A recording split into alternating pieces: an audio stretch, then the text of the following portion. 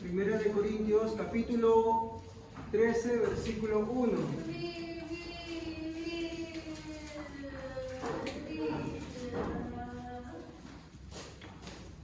El plumón lo pinta muy bien. Amén, lo tenemos. Primera de Corintios, capítulo 13, versículo 1. Continuamos con nuestro tema. Y ahora vamos a tratar lo que es la excelencia de las palabras y el amor. ¿Okay? Bueno, ya han orado, de todas maneras, y hacer una breve oración para que Dios me dirija. Amén.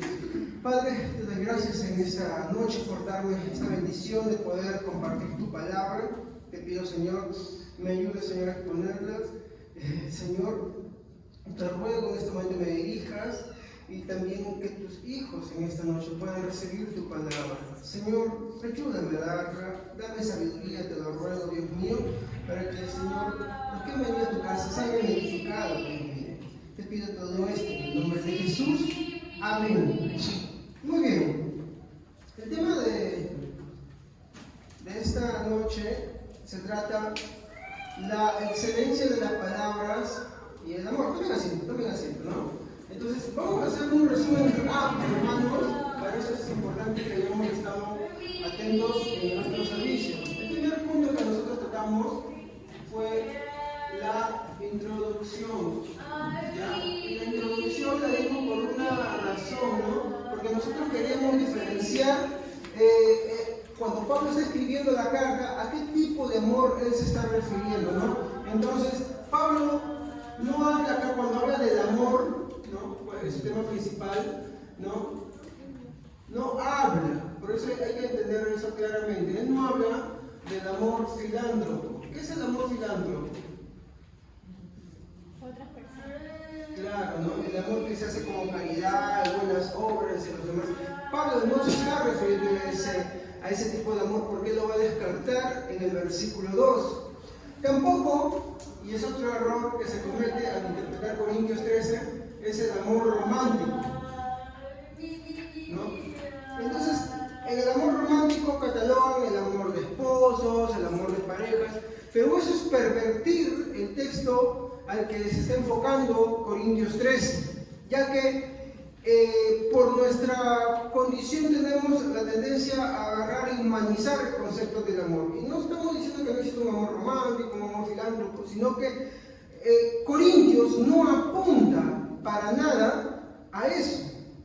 Entonces, eso fue la introducción, ¿no? ¿Por qué? Porque lo que queríamos buscar era que el amor del que Pablo se está refiriendo en Corintios 13 no es el amor que comúnmente se ve en todos los lugares, o se trata a veces de desviar, ¿no? Entonces, creo que como una última acotación, en el amor romántico está el amor personal, ¿no? De la persona que lo da, y también a otro, ¿no? Entonces, Pablo no se está refiriendo a ese tipo de amor romántico, ¿ok? Entonces, eso es para poder hacer el resumen, ¿no? Así chiquitito nomás de lo que vimos nosotros en lo que es la introducción. Ahora, tratamos un segundo punto también, ¿no? La semana pasada. ¿Y cómo empieza la carta de Pablo a expresarse, ¿no? En el inicio de Corintios 13:1, ¿se acuerdan que habíamos tomado la palabra si yo, ¿no? Si yo. Y habíamos expresado de que Pablo, habíamos enseñado, ¿no? De que Pablo lo que está haciendo a la hora de corregir es ponerse en primer lugar. Porque él no quiere herir susceptibilidades, él lo que quiere es enseñar, pero quiere corregir, ¿no? Él nos está callando. Vimos muchos casos, ¿no? ¿Cómo es que se debe corregir, ¿no? Tomamos un texto base de Timoteo para poder hablar, ¿no? ¿Cómo corriges a los mayores? Dice como padres. ¿Cómo corriges a los menores? Como tus hijos, ¿no? ¿Cómo exhortas a las jovencitas, ¿no? Y ahí creo que quedamos, ¿no? Y eso es algo que falta en las iglesias, de verdad falta demasiado, porque muchas veces dicen, no, con pureza. Y la verdad es que cuando viene una señorita a la iglesia, lo primero que se está mirando es el amor romántico, el amor erótico, y no es ese. No quiere decir que en la iglesia no pueda una pareja establecer una relación, sí, pero lo que está diciendo es que en primera instancia eso no debe de estar, ¿no? Pero hoy vemos que en la iglesia es todo lo contrario, ¿no? Llega alguien y ya están viendo quién agarra primer lugar, ¿no? Y ahí cometen muchos de los desastres, muchos destrozos, ¿no? Y está diciendo que no. Al género femenino se le mira ¿con qué? Con ojos de pureza. Ya como eso ya dijo todo, digamos, ¿no? Entonces, si esa regla se cumpliera, ¿cuántas cosas se evitarían, no? Parejas que no deben unirse, fornicaciones, adulterio, en esa pequeña palabrita nomás, ¿no? Entonces, vimos nosotros que Pablo quiere corregir a los corintios, él no quiere ofender una vez más, ¿no? El amor que procede de Dios no corrige, pero no destruye. Habíamos visto eso, ¿no? El amor de Dios se calla, no se calla, pero tampoco habla lo que tiene en su cabecita, nomás si lo dice sin filtro. El amor de Dios corrige, pero no destruye. Hay quienes son expertos corrigiendo, hay quienes soltan su hígado corrigiendo. Quiero decirte que tú no estás corrigiendo bajo el parámetro de eso. Tú estás corrigiendo porque tienes una cólera dentro de ti, ¿no?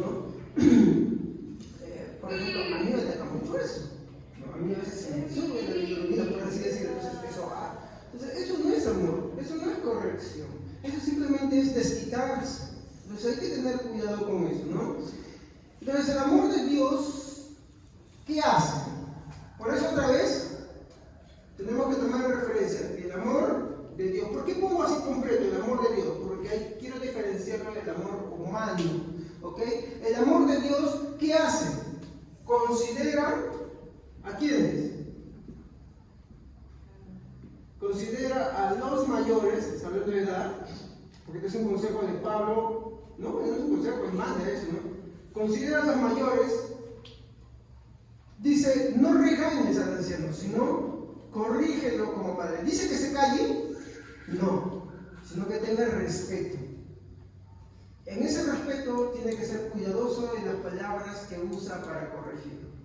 El problema, decíamos, es ¿cuál es la relación con tu padre? Si tú no tienes una buena relación con tu padre, entonces, obvio, no vas a poder respetar a nadie, y si lo vas a corregir, no vas a saber corregirlo, vas a faltarle el respeto, y ya por ahí ya fracasaste como cristiano, ¿no? Y a los menores, también, nos dice, a los menores como a tus hermanos. ¿Cuál es la relación con tus hermanos? Como tú eres con tus hermanos, serás con los hermanos en la fe también, ¿no? Entonces, miren, en ningún momento él ha dicho, como una vez escuché de alguien, incluso acá también en esta iglesia escuché de alguien que pensaba que porque era mayor no se le podía corregir. No, sí se le puede corregir. Todo el mundo necesita ser corregido. El tema es cómo corriges. Y para eso uno tiene que tener el amor de Dios. Entonces el amor de Dios considera a los mayores, ¿no? ¿Y cómo deben ser corregidos? Como a padres. Por favor, entiendan una cosa, no está diciendo que se callen. Nadie va a decir, mira, el pastor ha dicho que lo considero como mayores, por eso no es corregir. No, sí, es corregirlo como si fuera padre. ¿Cómo es el contexto de Pablo el trato con un padre? Con respeto, ¿no? Con respeto. Entonces, también vimos que decía que debemos considerar de la misma manera, ¿no? A los menores, ¿no? A los menores, ¿cómo qué? Hermanos. Corrígelos como hermanos. Yo estoy abreviando bastante, ¿no? Porque no puedo dar todo lo que ya los hermanos. Como sea tu relación con tus hermanos, también. Y obvio, también habla de las ancianas, ¿no? ¿Y cómo las tienes que corregir? Como madre. Si no respetas a tu madre, no vas a poder. Por ende vas a poder respetar a todo el mundo. ¿Me entiendes? ¿Qué más? Y ahí es lo que dije hace un momento. Y lo especifica. ¿Cómo lo debes? Aparte de todo el respeto, dice pureza. Entonces, ahora que se acerca la Semana Santa, hermanos, hay que pedir perdón a Dios porque cuántas veces, especialmente, no digo que las mujeres no hagan eso, también lo hacen, pero cuántos hombres siempre se han dejado llevar simplemente por la falta de pureza y han hecho cosas que no han debido. ¿Me entienden? Y el hecho de que, por ejemplo, yo estoy casado pasado, no quiere decir que he hecho las cosas correctas también, ni que la motivación inicio haya sido la más correcta y buena, y también cada uno debería analizarse de esa misma manera, ¿ok? Miren, si consideráramos estas cosas, mi hermano, ¿cuántas cosas resolveríamos? Si de verdad en nuestras oraciones estuvieran presentes estas cosas, muchas cosas se resuelven, ¿ok? Muy bien. Obvio, las mujeres también les piden lo mismo, ¿no? Pero por lo general le está diciendo más esto a los hombres. No es que no le esté diciendo a las mujeres, pero le está diciendo más a los hombres, ¿no? Porque muchas veces los hombres, y no quiere decir que sea la regla exacta, pero los hombres son más mandados en esto, muchas veces. ¿Ok? Sino para muestra un botón, todas las iglesias comandan muchas veces, ¿no? Entonces, es aquí donde nosotros ya podemos pasar al tercer punto. Voy a borrar todo esto, ¿ya? Hasta acá. Voy a dejar solamente una parte de arriba, ¿no? El amor de Dios, ¿no? Corrige, pero no destruye. Muy bien. Esto me lleva al tercer punto, y es lo que voy a tratar hoy día, ¿no? Bueno, ¿qué dice la Biblia, ¿no? En nuestras versiones. A ver, ¿qué dice el versículo 1? ¿Alguien que lo lea, por favor? Yo me voy a parar porque es solamente una parte de la que quiero tomar. Si yo hablase lenguas humanas y angelicares. Hasta ahí nomás. Si yo hablase lenguas humanas. Miren, ya hemos tomado eso, ¿se acuerdan? Ya hemos explicado si yo. Ahora dice, hablase lenguas, ¿no? Humanas. Tienen que leer la Biblia, hermanos. Si yo hablase lenguas humanas. Muy bien. Acá yo quiero hacer una nota, mi hermano, y yo quiero que lo tengan en cuenta esto mucho, porque es importante para la interpretación de todo este versículo. Lo que quiero es que ustedes saben, no quiero dar esto vueltas mucho, ¿no? La oración, mi hermano, de acá, de Pablo, ¿no? Todo esto que él está escribiendo, está orientada en qué sentido. ¿En qué sentido está orientada, no? Miren, Pablo, mi hermano, está dando toda esta expresión en ese sentido. Él orienta todo esto, o perdón, no está centrado todo esto en la forma de hablar, ¿ok? Acá voy a corregir esto, ¿no? Lo estoy escribiendo mal. Toda esta oración no está orientada. Por favor, esto sí, escríbalo, noten, mi hermano, porque es importante. La oración no está orientada en la forma de hablar.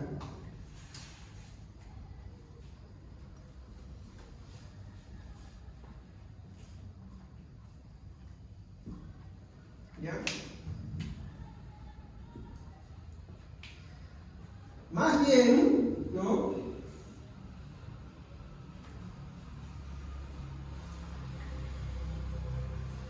Está centrada en el contenido de lo que habla.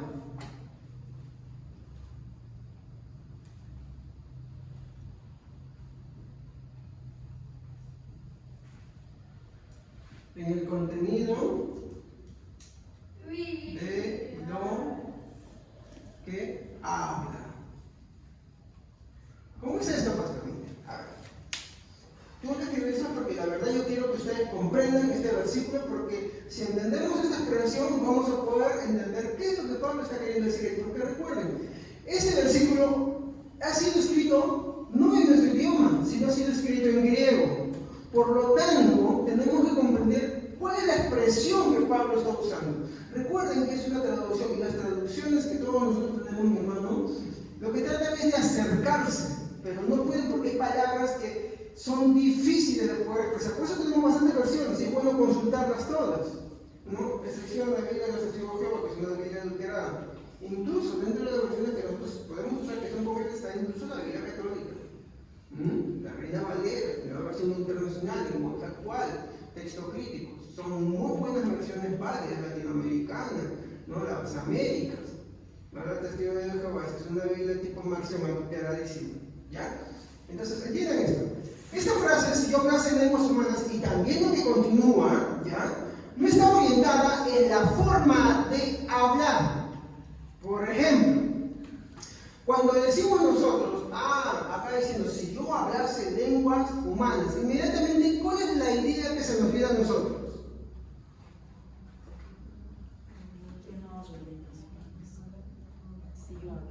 ¿Cuál es el estigma que se tiene acá? ¿Cuál es el problema de los corintios? ¿Qué saltaban los corintios? Las lenguas. Entonces, la primera definición que se nos viene, la primera que se nos viene a nosotros son las lenguas, o el don de lenguas, ¿sí o no? Y como consecuencia, la siguiente parte de este mismo versículo dice, si yo hablase en lenguas humanas o angélicas. Entonces, la glosolar. Entonces, ya empezamos a tener esa idea preconcebida. El problema es que el texto no es eso lo que está diciendo, yo lo voy a demostrar hoy día. ¿Ya? ¿Por qué? Porque esto no está orientado en la forma de hablar, o sea, los dones, o si es glosolario, no es glosolario, eso no es lo que Pablo quiere decir. ¿Ok? Si no, y eso lo voy a demostrar ahorita, ¿por qué es que estoy diciendo esta parte de acá? Y también, obvio, porque digo eso, sino más bien está centrada en el contenido de lo que habla. Pastor ya se volvió loco, ¿de dónde nos está inventando todo esto? Muy bien. ¿Cómo es esto? Explíqueme. No le entiendo, porque acá me salió interrogantes y más interrogantes y más interrogantes. Como yo dije, la Biblia no sirve en nuestro idioma. Y tenemos que también siempre consultar qué es la palabra para poder tratar de comprender un poco qué es lo que trataba de querer decir el autor o el escritor. La expresión empieza con que si yo, ¿y qué más sigue? Vamos a recordar algunas cosas que ya hemos hecho antes. Hablase, muy bien.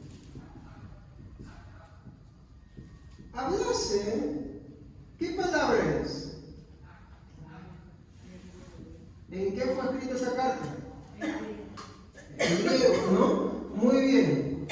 Y algunos se acordarán qué significaba esto, sin hacer trampa, por favor. Sin hacer trampa. ¿Se acuerdan qué significaba hablase? Tuvimos como 2 predicas sobre eso. En griego significaba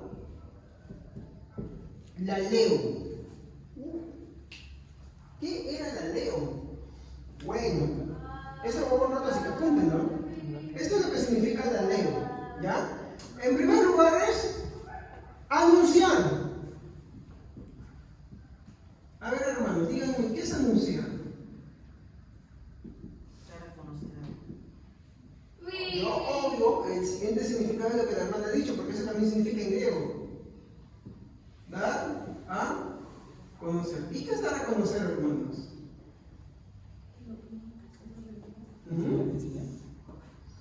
Una palabra más que usa esta palabra de Leo es contar. ¿Han contado alguna vez un cuento? ¿Una noticia? ¿Han dicho algo? ¿Sabes lo que pasó? Un chisme santo. ¿Alguna vez? No quede chismesando, por favor. Es una forma de decirlo. Pero alguna vez le contó a alguien algo que no sabía, ¿no? ¿Qué le están contando? Un contenido, ¿sí o no? Por ejemplo, oye, tú sabes que fulanito de tal estaba caminando por la calle y ¡bum! Se fue para el piso, ¿no? Uy, ¿no sabes lo que pasó? Mira, yo estaba viniendo y me encontré 10 soles. Le estaba contando. ¿Y qué es lo que le estás contando? ¿Simples palabras o le estás expresando un contenido de algo? Sí, pues estás expresando un contenido, ¿no? En este caso, un mensaje. Muy bien, pero eso no es lo único que significa la leo. La leo significa, hermanos, ¿qué creen? Acá lo voy a poner, ¿ya?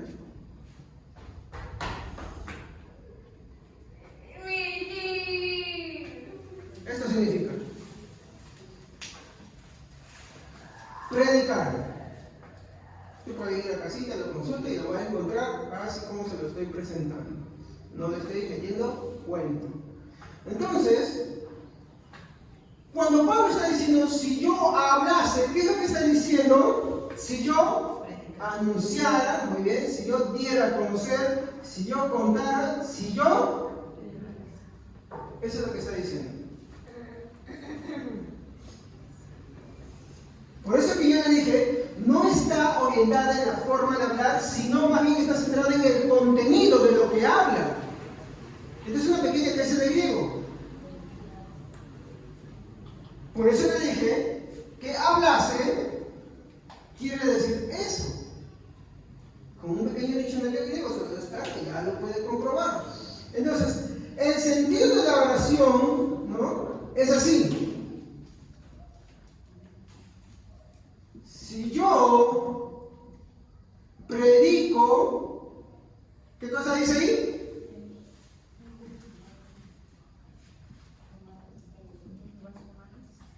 Ajá. ¿Hasta ahí estamos bien? Ya hemos entendido que hablarse está hablando no de cualquier conversación, está hablando de la predicación del Evangelio. Porque ¿cuál era el interés de Pablo? ¿Cuál era la pasión de Pablo? Predicar el Evangelio.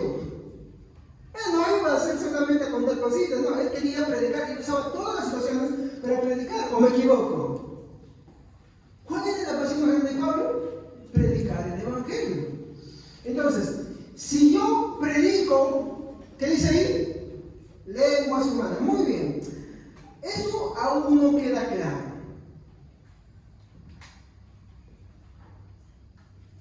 Otra vez un poquito de griego.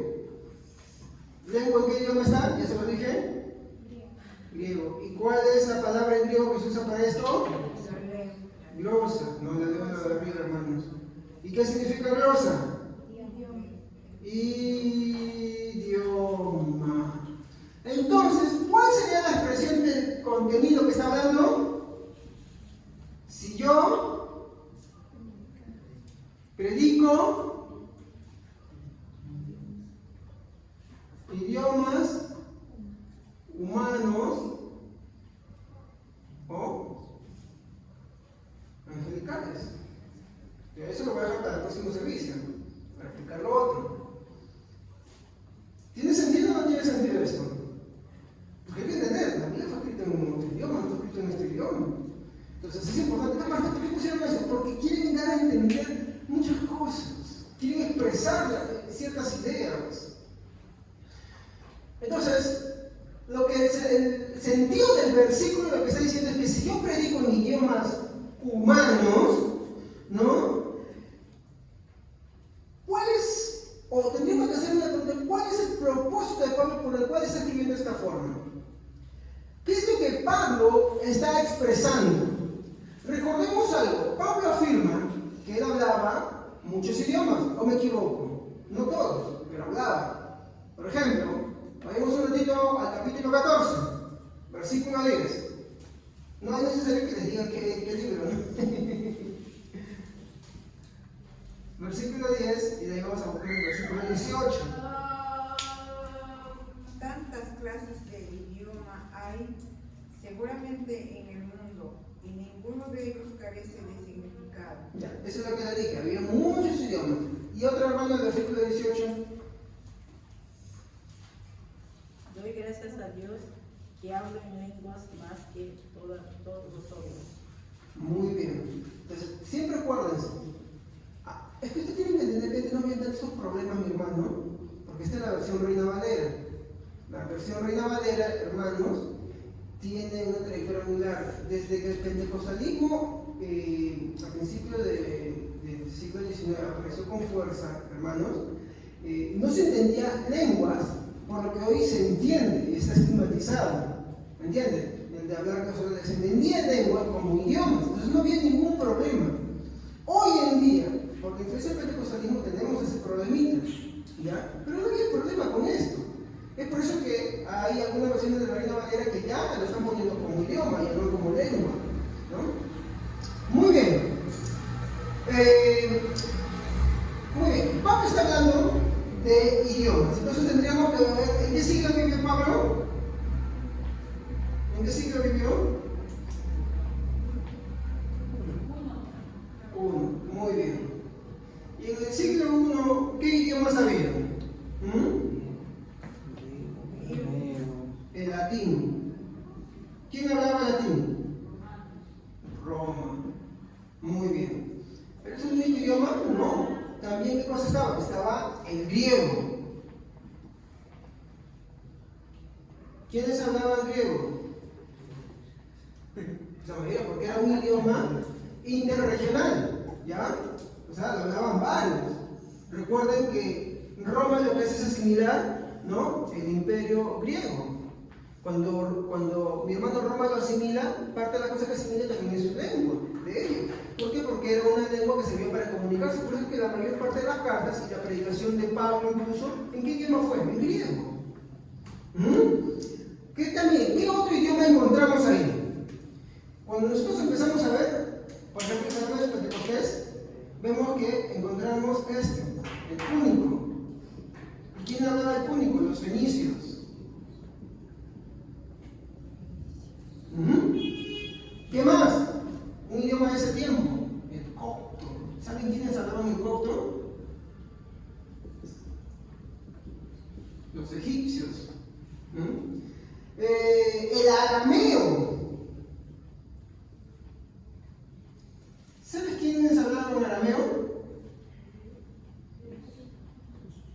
Jesús y sus discípulos.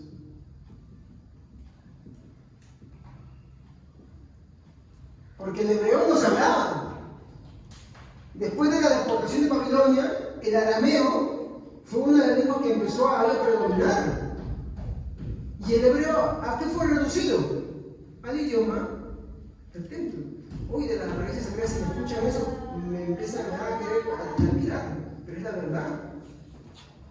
Incluso si hoy se habla de que no, que los evangelios, todo eso fue escrito en hebreo, Yeshua Mashiach, y le empiezan a tirar por ahí, la verdad es que ellos desconocen que Jesús ni siquiera habló hebreo, él habló arameo, y sus discípulos también. Entonces no se queden en ese cuentito así de fácil. ¿Okay? Yo no estoy despreciando la lengua griega, no, por si acaso, no quiero que tampoco lo tomen por ahí. Pero hay que ser sinceros. En cuanto a la historia, Jesús y sus discípulos no hablaban hebreo, hablaban arameo porque era la lengua del momento, la lengua del común, del pueblo. En cambio, el hebreo era un idioma de templo, hablado solamente entre sacerdotes.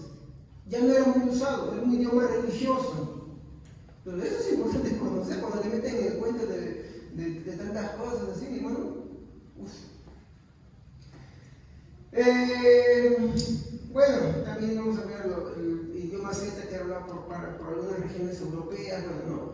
Y ahí podemos empezar a hacer la lista larga, mi hermano, de todos los idiomas que se hablaban en el siglo I. Ahora, Pablo lo dice, ¿no? Tantos idiomas en el versículo 10, dice, tantos idiomas hay, ninguno de ellos carece de significado, ¿no? El mismo dice que habla muchos idiomas. Y eso incluye que también dentro de este versículo 1, está de esa misma forma incluyendo el don de lenguas. Hablando de que el don de lenguas, todos ellos son lenguajes conocidos. Ay, pero pastor, ¿y qué tenemos en mente? Tenga paciencia, hermano, no se desespere, con calma. Con calma. Muy bien. Entonces, vamos a borrar todo esto de acá, ya, para poder continuar. Muy bien. Necesitamos una motita más grande para que sea más rápido para borrar. Entonces, Pablo, ¿qué idiomas hablaba? ¿Sí? El hebreo también, porque era fariseo de fariseos, recuerden, ¿no? Y él, hermanos, era un ciudadano romano. Y el latín, por eso hablaba latín, era un idioma que se hablaba entre políticos romanos, ¿no? Y algunas cosas que tenían que ver con Roma. Entonces, él dominaba tanto el hebreo, arameo, en griego, porque en griego él predicó en griego, escribió en griego, y el latín, o sea, era un políglota. ¿Ok? Hablaba varios idiomas, ¿no? Era muy educado. ¿Ok? Y me imagino que habría hablado de alguna otra lengua también, porque me pregunto de lenguas, pero dentro de las características que yo les menciono. ¿Ok? Porque Pablo dice, ninguna palabra carece de significado. Por eso es que este versículo destierra la práctica de la glosolalia o palabras, o sílabas, mejor, porque así se define, no son palabras, son sílabas sin significado alguno ni contenido. ¿Ok? Eso ya vamos a ver en el siguiente servicio. Va a ser un pequeño recordatorio, pero eso va a explorar mucho más, ya que el versículo da otro sentido de lo que quiero hablar. Muy bien. Entonces, esta oración habla en sí de la predicación. ¿Ok? De la predicación, ¿en qué? En idiomas usados. Porque los dones para qué son, hermanos? Para edificación. Y son, ¿no?, el apoyo del Evangelio. ¿Para qué? Para hacer la obra de Dios. Entonces no hay ningún don que no tenga nada que vincularse con la evangelización. Entonces, si alguien afuera no entiende, no hay sentido ahí, no hay don. Pero acá Pablo quiere expresar algo más. Inclusive si es el don, y hablando de los idiomas, yo no lo sé yo, hay una forma de que no lo sea también. ¿Sí? ¿Sabía usted eso? Hay una forma de que no lo sea. ¿Cómo puede ser eso, pues, hermano? O sea, ya cumple con la regla, que si es una lengua consistente, ¿cómo puede ser que no sea don? Hoy se lo voy a explicar, si el tiempo me da. Eso es lo que quiero apuntar. ¿No? Entonces, como les dije, esta oración habla de la predicación en idiomas usados ¿por quiénes? ¿Por los extraterrestres? ¿Por quiénes, hermano? ¿Quiénes usan los idiomas? Exacto, las personas. ¿Ok? Voy a ver que sea primero, por favor, yo no estoy diciendo eso, ¿ya? Entonces, como dije, esto incluye el verdadero don de lenguas. Entonces, ¿cuál sería la reflexión a la que quiero apuntar? En primer lugar, Pablo hablaba, ¿no? O sea, es decir, predicaba en muchos idiomas, pero no todos. Algunos, ¿no?, por medio del don de lenguas. Eso es obvio, pero eran idiomas. ¿Ok? Pablo, cuando lleguemos al capítulo 14, vamos a ver cómo se centra en explicar que cada palabra tiene que tener un significado, porque si no, ¿cómo sabría el que lo oye que le está indicando algo? ¿Ok? 2. Su mensaje predicado, y eso sí quiero aclararlo, ¿cómo es el mensaje predicado de Pablo? ¿No? Esto es lo primero que quiero aclarar, ¿no? Pablo predicaba, ¿no?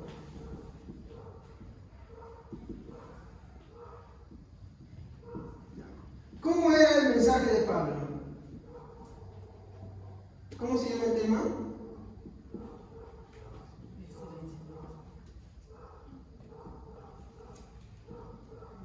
Era excelente. Ahora, yo les preguntaría, ¿era excelente por la forma de hablar? ¿O más bien era excelente por el contenido de lo que se hablaba? Obvio, ¿verdad? Por el contenido de lo que hablaba, ¿no? Ahora, ¿cuál era ese contenido? Yo no tengo que ir a otro libro para poder entender esto. 1 de Corintios, capítulo 2, versículos 1 y 2. A ver qué dice. No dice, voy a poner las palabras excelentes, pero entiendan en qué forma habla lo excelente. Porque yo no estoy diciendo que sea excelente en el sentido de que, mira, qué excelente, cómo predicó, qué excelente, qué palabras usa, excelentes palabras, excelentes sabiduría. No. No es excelente por la forma de hablar, sino por el contenido de lo que está hablando. 1 de Corintios, capítulo 2, versículo 1 al 2. A ver, aquí. Así que, hermanos, cuando fue a vosotros para anunciar el testimonio de Dios, no fue con excelencia de palabras o de sabiduría, pues me propuse no saber entre vosotros cosa alguna, sino a Jesucristo y a este crucificado. Descarta las palabras, descarta la sabiduría. ¿Y qué es lo que exalta a él? A Cristo crucificado. No, a ver. Otra vez. Nosotros tenemos que entender, hermanos, el mensaje completo de lo que está hablando el versículo. Cuando está descartando la sabiduría, está descartando palabras excelentes para mostrar algo que es mucho más excelente, un contenido. ¿Cuál es ese contenido? ¿Cuál es ese evangelio que Pablo está mostrando ahí en 1 de Corintios capítulo 2, específicamente el versículo 2? No adivinen, sino ahí vean, porque de eso depende cómo tú predicas. El mensaje de Cristo crucificado. ¿Se dan cuenta? Eso es lo que él está exaltando. Si ustedes se dan cuenta, el tema no se ha ido. Pablo no lo ha dejado. Pablo simplemente estaba adelante completando ciertos puntos. Toda la carta de Corintios es orgánica, por eso aquellos que dividen después a la carta y dicen, no, acaba de este tema y de este otro tema, no. Pablo está hablando de un solo tema. Muy bien. Entonces, el contenido de sus palabras era excelente. Pero Pablo va a decir algo más, ¿no?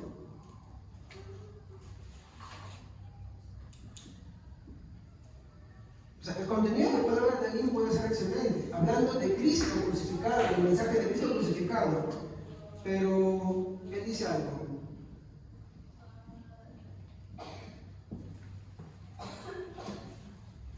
¿Qué dice? Pero si no hay amor, ¿qué soy? ¿Qué soy?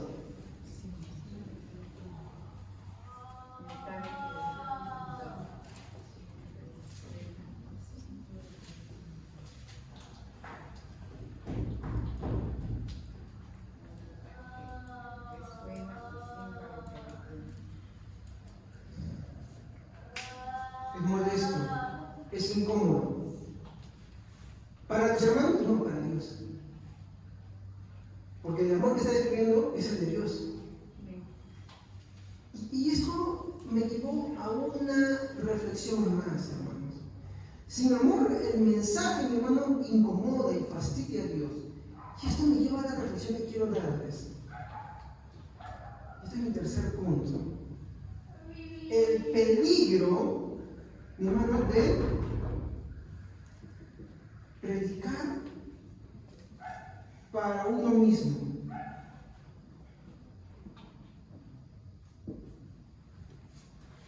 Eso. ¿Qué peligro hay, mi hermano, cuando alguien predica para sí mismo? Porque mire, Pablo está diciendo, ¿no?, que su mensaje, mi hermano, cuando él habla de la que dice, si yo hablase o predicase en lenguas humanas, había un tema de todo tipo, mi hermano. Y él está hablando no de en sí de la lengua, sino del contenido de esta. Entonces, él está exaltando al máximo, así como cuando habla de las lenguas angelicales, va a exaltar al máximo un aspecto.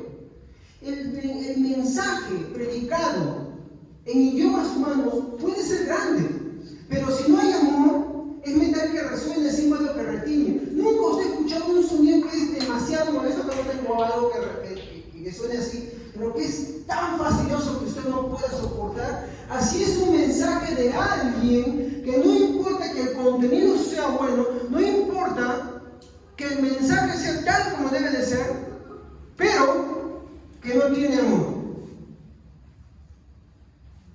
Entonces esto nos lleva a ese punto. El peligro, mi hermano, de predicar para uno mismo.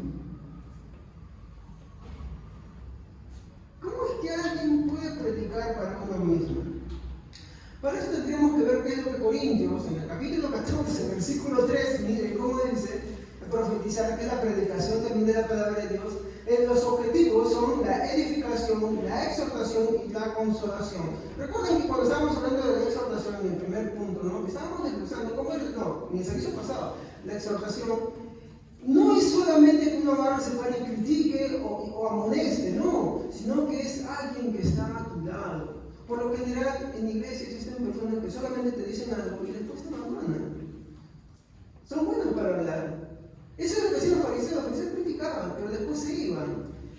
Pero exhortar, el verdadero contenido de exhortar, cuando descompusimos las palabras, cuando habíamos descompuesto las palabras, cuando vimos las palabras, de dónde provenían, qué cosas decían. ¿Alguien se acuerda así brevísimo?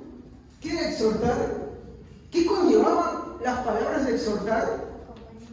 Acompañar al lado, ¿no? No es solamente es decir, sino estar a su lado. Qué fácil es para la gente decir, oye, no seas así, oye, no hagas esto, oye, estás en esto. Otra cosa es decirlo, pero estar ahí. Y significaba una cosa más: ser el apoyo. O sea, ¿qué quiere decir? Que no solamente le decías, sino que le dabas descanso, que le servías para sostenerlo. ¿Se dan cuenta? Entonces, veamos, ¿no?, ¿qué es lo que la Biblia dice con respecto a la predicación, que es la edificación, la exhortación y la consolación, ¿no? Entonces, el mensaje que predicamos tiene que tener el amor de Dios. Porque de lo contrario, si no tiene el amor de Dios, uno está cometiendo un grave peligro, que es predicar para uno mismo. ¿Ya? Ahora, esto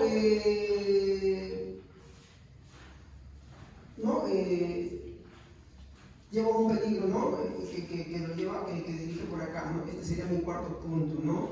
El peligro, ¿no? De un neófito. ¿Saben qué es un neófito, hermanos? No solamente es alguien que no sabe, ¿verdad? O sea, no solamente es alguien inexperto, ¿no? El neófito tiene un rango de cosas que abarcan, y mi intención es explicarles, ¿no?, cuál es ese peligro, ¿no? Entonces, para esto vamos a buscar 1 Timoteo 3:5. Yo voy a borrar y voy a subir acá, ¿ya? El peligro de un neófito. ¿Ya lo tienen ahí? ¿Lo puedo borrar? Ya. A ver, vamos a tratar de acomodarlo, ¿no? 1 de Timoteo, capítulo 3, versículo 6. A ver, ayúdenme, hermanos, porque si no me voy a acabar. Miren, que solamente estoy hablando de eso. ¿A ver? 1 Timoteo, capítulo 3, versículo 6. A ver, ¿qué dice? Un neófito, no sea que envaneciendo caiga en la condenación del diablo. Otras versiones dicen el lazo del diablo. ¿Ok, hermanos? Entonces, el peligro del neófito es que cae, se envanece. De tal manera que no es cualquier tipo de envanecimiento, hermanos. Como dice el mismo texto, ¿no? Cae en el lazo del diablo, un engaño del diablo.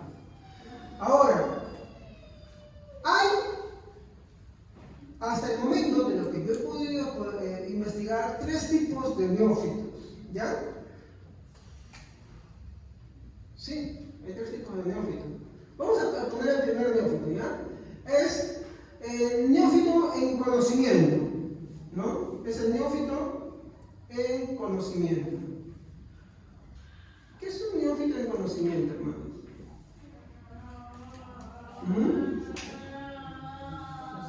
Que no conoce de la Biblia, no profundiza en la palabra de Dios, no tiene interés en estudiar de la palabra de Dios, y es un peligro. ¿Cuándo? ¿Cuándo un neófito en conocimiento es un peligro? ¿No? Cuando esta persona es levantada, por las razones que pueden ser, porque de repente a la gente le cae muy bien, ¿no? O por querer animarlo, ¿no?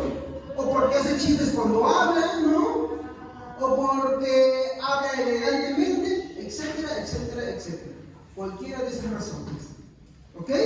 Entonces, no se puede poner a alguien en un cargo porque te caiga bien, porque hable bien, por muchas de esas razones, ni siquiera por animarlo. ¿Ok? No se hace eso. Entonces, es un peligro, un neófito en conocimiento. ¿Ya? Pero también existe otro neófito. El neófito en experiencia.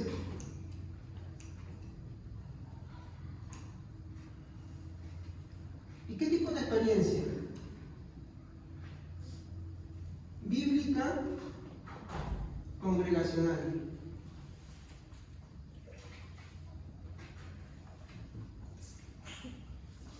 ¿Cómo es este tipo de neófito, no? El problema de este tipo de neófito, mi hermano, es que como no conoce a las ovejas, como no tiene labor de pastoreo, entonces toma decisiones basadas solamente en lo que él quiere o cree. No se preocupa, no vive por las ovejas, no se preocupa de ver qué le falta para poder enseñarles o darles. Entonces, como carece de eso, pues comete errores. Entonces, este neófito, mi hermano, en experiencia bíblica con la congregación, es peligroso también. ¿Por qué? Porque de repente sabe algunas cosas, pero como no sabe tratar, ¿qué va a hacer? Va a maltratar a la ley del Señor. maltratarla, va a pisotearla o la va a descuidar. Ese es el neófito en mi experiencia bíblica congregacional. ¿Ok? Ahora, también existe un tercer neófito. ¿Ya? ¿Y saben qué es este tipo de neófito? Es el neófito con conocimiento. Sí, hermanos, también hay ese neófito con conocimiento. ¿Sí? ¿Qué cosa creen que? O sea, que ya, que porque tú sabes, puedes estudiar, ya dejaste de ser neófito. No, también hay un neófito ahí, mi hermano. Es aquel que conoce mucho y predica. Él conoce bastante Biblia. Él predica, pero no tiene amor. Si eso nos remonta, ¿no?, a esto. Sí, pero tenía que llegar a hablar de nuevo primero para al final mencionar esto, ¿no?, que se refiere a esto en sí.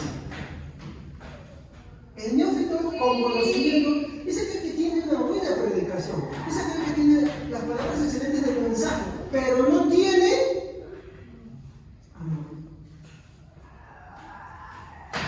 Como no tiene el amor de Dios, por más que su mensaje sea excelente, por más que ese contenido sea excelente, mi hermano, para Dios su mensaje es metal que resuena sin valor que retiene. Ojo, yo no estoy diciendo para las personas, estoy diciendo para Dios, porque Dios es el que juzga esas cosas. Dios es el que juzga. Entonces, este es un tipo de neófito, mi hermano, muy peligroso. De hecho, es el neófito, mi hermano, del que Corintios 13 se está refiriendo. ¿Por qué? Porque recuerden, ¿por qué querían hablar de lenguas ellos, los corintios? ¿Por qué alguien hace notar algo? Exacto. ¿Alguien puede predicar para presumir? ¡Sí! Y eso para Dios es molesto, es fastidioso, no lo soporta. ¿Por qué creen que en el Antiguo Testamento en Isaías dice, no, tus holocaustos, tus sacrificios no los puedo soportar? Ahora, quiero aclarar algo. Esto está desanimando a no conocer y estudiar la palabra de Dios en ninguna manera. Porque el neófito, mi hermano, propiamente es algo que no tiene conocimiento. ¿Ok? Pero este neófito, ¿es neófito en qué cosa? En el amor de Dios. ¿Ok? Y el amor de Dios, mi hermano, es parte del conocimiento también que se tiene que tener de Dios. Es parte de conocer y entender a Dios. Por eso, aunque él predica muy bien y todas esas cosas, y no tiene amor, es porque le falta eso. Por lo tanto, sigue siendo un neófito, pero con conocimiento. Y eso es lo que le pasaba a los corintios. Ellos querían la profecía, querían la lengua, ¿por qué? Porque, como dijo la hermana, querían presumir. Querían hacerse los otros. ¿No? Me contaban una vez un caso de una hermana de una iglesia pentecostal, ¿no? Y ella agarró y estaba en un grupo de personas, algunos inconversos que no conocían de Dios, y se ponen a orar y ella empieza a hablar regionales, ¿no? O sea, empieza a hablar por supuesto, el don de lenguas, ella supuestamente, ¿no? Porque no es el don de lenguas, quiero aclarar, con todo respeto, sin ánimo de molestar a nadie, pero le vamos a poner así. Y la verdad que no cumplió con las características y tampoco era para hacerlo ahí. ¿Por qué lo hizo? ¿Eso convirtió al inconverso? ¿Le dio un mensaje que pudiera entender al inconverso? ¿Para qué lo hace? Para alimentar su propio ego, su propia autocomplacencia. Y después decir, yo me siento fortalecido, yo me siento así animado y gozoso. Lo hizo por él mismo. Su fortaleza no está en Dios, está en su propia experiencia. Entonces, no hay amor. ¿Me entienden? Ese es un ejemplo que puedo tomar. Pero eso también puede suceder en la predicación, en el neófito con conocimiento. También sucede ahí. Entonces, no es solamente almacenar conocimientos y después exhibirlos. Es también como aquel que conoce y no predica. Es lo mismo, es egoísmo. Pero el egoísmo también puede ser dado en el sentido de predico y quiero que la gente me alabe, o que escuchen lo que tengo que decir, o desquitarme con lo que tengo que predicar. palabra. Y eso, para Dios, mi hermano, es metal que resuena, címbalo que retiñe. Pablo está usando palabras, hermano, que la gente entiende de manera que incómodo, que fastidioso es. ¿Ok? Entonces, esto me lleva a un quinto punto, no voy a ponerlo ahí ya, quiero decirlo para poder tratar de abreviar un poquito esto, ¿no? Un predicador de la palabra de Dios con conocimiento y sin el amor de Dios, no el del concepto humano. ¿Se acuerdan cuando hablamos de introducción del tipo de amores? ¿No? Está el amor de Dios y el amor, y esas dos clasificaciones de amor al cual la Biblia en 1 Corintios 13 no se está refiriendo, no el amor filántropo, no el amor romántico de parejas, no ese tipo de amor personal o otra persona, no se está refiriendo a eso, ¿ya? ¿Ok? Entonces, un predicador de la palabra de Dios con conocimiento y sin el amor de Dios, haciendo la aclaración, hermanos, dice en el versículo 1, el versículo 2, que no es nada. No tiene nada. Y aunque su mensaje es correcto y su mensaje es excelente, hermanos, no transmite nada. Tampoco. ¿Qué es lo que estoy queriendo decir con esto? Que no es cristiano. Es bravo lo que estoy diciendo. Que no es cristiano. ¿Qué dice 1 Juan 4:20? A ver, los hermanos. 1 Juan 4:20. Amén. Si alguno dice yo amo a Dios y aborrece a su hermano, es mentiroso.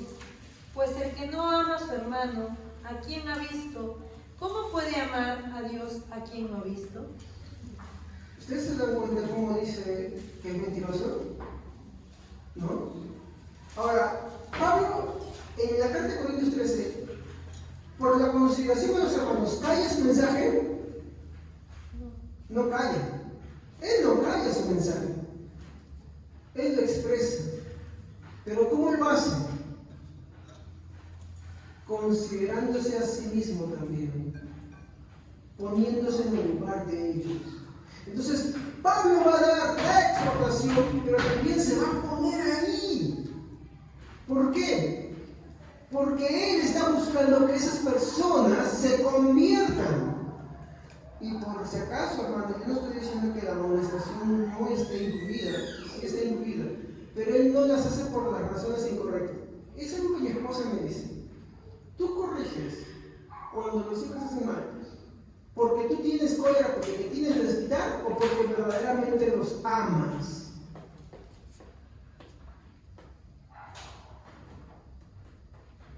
Ajá, eso es muy diferente, ¿sí o no? Pues créanme que esa práctica, mi hermano, no está muy lejos de la iglesia que muchas veces se hace. Claro, hay hermanos que obran y pecan y hacen muy mal. Y hay hermanos que corrigen y tampoco lo hacen muy bien que digamos. Entonces, eso hay que tener cuidado acá. ¿Ok? Entonces, en el contexto de Corintios, esto cae primeramente a los que están presidiendo, los que predican. ¿Sí? Bueno, me cae a mí primeramente. ¿Amén? ¿Ok? Pero no quiere decir que la congregación sale librada de esto, porque la congregación a su vez transmite este mensaje a sus hermanos también. ¿Ok? Entonces, también te está exhortando y te está diciendo eso. ¡Hey! Tu mensaje puede ser correcto. Por ejemplo, si tú le dices a un hermano, estoy en la palabra de Dios, pero tú le dices todo déspotamente, tú le dices todo con tu colegio, tu mensaje ante Dios, por más que el contenido sea bueno, a Dios le retiene. No lo soporta. Por más que digas que amas a Dios y todo eso, ¿qué dice la Biblia? Mentiroso. Entonces hay que tener cuidado, ¿no? Por eso que Pablo se pone en primer lugar por esta razón, ¿no? ¿Se acuerdan cuando el profeta Natán le llama la atención a David? ¿Sí o no? Y él le pone un caso, ¿y cuál es la reacción de Pablo? No, perdón, de David. Ya les mandas a Pablo el pasado de ahí. Es duro, ¿sí o no?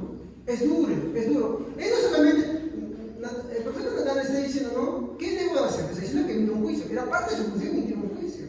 ¿Ok? Pero él hace un juicio totalmente radical para exterminar a la persona. Entonces, cuando el profeta le dice, ¿ese hombre eres tú? da cuenta. ¿Por qué? Porque si tú haces de esa forma tan negligente con tus hermanos y lo voltean contra ti, tú te ofendes. Entonces no es coherente, ¿sí o no? Por eso que Pablo dice, no, cuando tú corriges a tu hermano, piensa que tú puedes estar en la misma situación que esa persona. Considéralo, dice. ¿Se dan cuenta? Él no dice en ningún momento que se callen. Él dice que lo hagan. Pero considérate a ti mismo. No vaya a ser que tú te encuentres en la misma situación. Entonces, no dice que se callen. Es que ahí tiene que estar presente también el amor de Dios. ¿Ok? Muy bien. Conclusión. En primer lugar, Pablo quiere guiar a los corintios a una reflexión. No importa, mi hermano, lo excelente de su mensaje, si el amor no está, esto indicaba que no eran cristianos. ¿Saben? Si ustedes leen las dos cartas juntas, va a haber un caso en el que Pablo tuvo que ser en una ocasión incluso tan duro, ¿no? Y miren, y con toda amor, que tuvo que apartar a un hermano y expulsarlo, ¿se acuerdan, no? ¿Pero ustedes creen que Pablo se regodeaba en eso? ¿Han leído ustedes el capítulo 2? Alguien me compartió esta semana el capítulo 2 de Corintios, y esto me sirve ahorita porque esto no lo he escrito, ¿ya? Pero me sirve para poner en contexto. ¿Ustedes han visto en la segunda carta de Corintios cómo estaba Pablo a raíz de eso? Él dijo, sí, bien cierto, este hermano los ha agraviado, a mí también, pero muestren el amor del Señor. Vayan y restauren a aquel que ahora está entristecido producto de la disciplina. Estoy parafraseando para hacerlo breve, ¿no? Pero lean el capítulo 2. Y Pablo manda a restaurar a aquel que había votado. Al parecer se había arrepentido. Pero Pablo no es que decía, oh, ya lo voté, ya se fue indeseable. No hace eso, ¿sí o no? Él al contrario reflexiona, ¿no? Él al contrario cumple eso. Por eso leanse las dos cartas y se van a dar cuenta, ¿no? En el capítulo 2, lo que Pablo hace con ese hermano. ¿Y qué había hecho ese hermano? ¿No había hecho cualquier cosita? No, por afuera no está ahí en la palabra de Dios, ¿eh? ¿Qué había hecho ese hermano? Tomó por mujer, ¿no? Tomó por esposa a la mujer de su padre. Eso es una gran falta grave. Tan escandaloso que hasta los inconversos se escandalizaban, ¿no? Y Pablo tiene que disciplinarlo. Pero después de haberlo disciplinado, parece que había quienes se regodeaban de la disciplina. Entonces, Pablo los corrige y les dice, no, al parecer este hermano de mi hijo y se sentía alegre. No, parece que este hermano sí se había arrepentido de verdad, pero parece, al indicar los comentaristas dicen que no lo quieren dejar ya regresar al seno de la iglesia. Entonces Pablo manda que lo restauren, muestren el amor del Señor. ¿Se dan cuenta? Como era Pablo. Muy bien. Entonces, el amor era un indicador que quitaba las máscaras. Pablo quería llevar a los corintios al inicio de su mensaje. Si ellos no tenían amor, era porque no tenían a Cristo. Esa es la reflexión al final. Ya que no se puede dar, hermano, lo que no se tiene. Con mi esposa compartimos un libro que llegó a nosotros por casualidad de Evelyn. Y qué excelente el libro que expresaba este tema. En la iglesia sí, hay dos grupos. Hay hermanos que son, como dice, no meten como Pedrito, no meten un pie, meten las cuatro patas. ¿Ya? Y hay otros hermanos que son más cuidadosos. Y otros hermanos a veces se van también a otro extremo.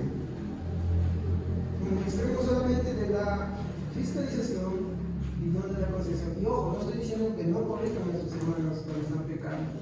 No estoy diciendo que no les hablen cuando están faltando, sino que se pongan en el lugar de ellos también.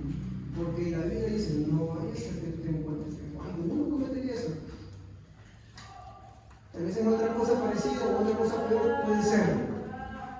¿Ok? Entonces, esto nos lleva a que Jesús es la máxima expresión del amor del Padre. Solo cuando se tiene a Jesús se comprende la magnitud de dos cosas. Primero, de nuestros pecados y segundo, de su sacrificio. Y solamente en ese momento somos llevados por su Espíritu Santo a la cruz de Cristo, humillados. Cuando entendemos el amor que Dios tiene con nosotros, a tal punto que el Padre tuvo que dar a su Hijo, si somos verdaderos cristianos, si el Espíritu Santo ha hecho una verdadera obra en nosotros, somos llevados continuamente a la cruz de Cristo, a pedir perdón, hermanos, a reconocer ese sacrificio, que nada somos y nada tenemos fuera de Jesús. Solo así, y solo así, es que se puede escribir palabras tan lindas que no van solamente con el contenido, sino más allá del contenido. El contenido excelente del mensaje de Dios y el amor de Dios ahí incluido, que se vivo todo eso. El amor procede de Dios, porque Dios es amor. ¿Ok? Vamos a ponernos de pie, vamos a orar. Padre Santo, te damos gracias por haber dado Jesús. Señor, te ruego que en esta noche, por medio de tu palabra, Señor, podamos llegar a esa reflexión, Señor. Y si bien es cierto, nos esforzamos por conocer de